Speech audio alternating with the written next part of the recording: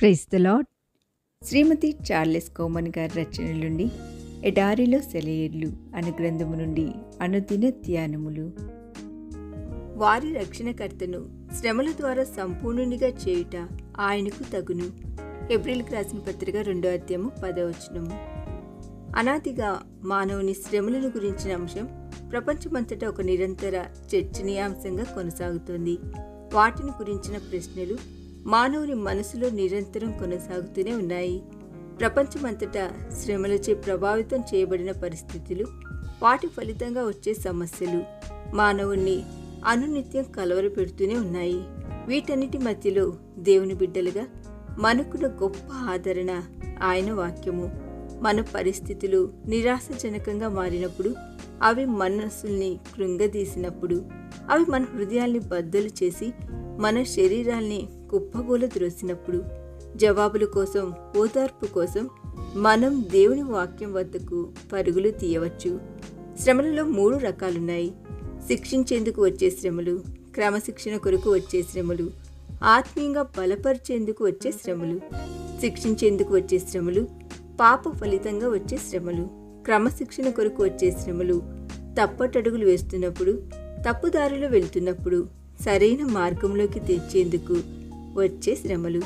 ఇవి స్వచిత్తాన్ని అనుసరిస్తూ వెళ్లే విశ్వాసిని తన ప్రణాళికలోనికి తెచ్చేందుకు, తన క్రమశిక్షణా చర్యలుగా దేవుడు అనుమతించే శ్రమలు. హెబ్రీయులకు రాసిన పత్రిక 12వ అధ్యాయము 5-11 ఈ క్రమశిక్షణ ప్రక్రియను గురించి అపోస్తలుడు చక్కగా వివరించాడు. ఆత్మీయంగా బలపరిచేందుకు వచ్చే శ్రమలు విశ్వాసిని అత్యున్నతమైన ఆత్మీయ ఎత్తులకు ఎదిగేలా చేస్తాయి. మొదటి 2 శ్రమల కంటే ఈ ప్రక్రియలో అనుమతించబడే శ్రమలు చాలా భిన్నమైనవిగా ఉంటాయి.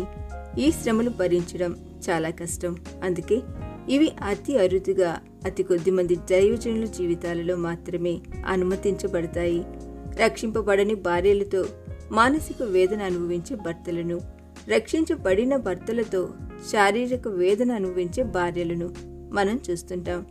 అలానే రక్షింపబడని పిల్లలతో శ్రమలను అనుభవించే తల్లిదండ్రులు, రక్షించబడని తల్లిదండ్రులతో బాధలను అనుభవించే పిల్లలు కూడా మనకు కనిపిస్తుంటారు.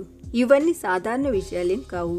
ఇలాంటి వాటిని అనుభవించడం కూడా అంత సాధారణ విషయమేం కాదు. కుటుంబ సభ్యులతోనూ, సమీప బంధువులతోనూ మనం అనుభవించే శ్రమలు సర్వసాధారణమైనవే అయినప్పటికీ వాటిని అనుభవించడం మాత్రం అంత సులభమైన విషయమేం కాదు.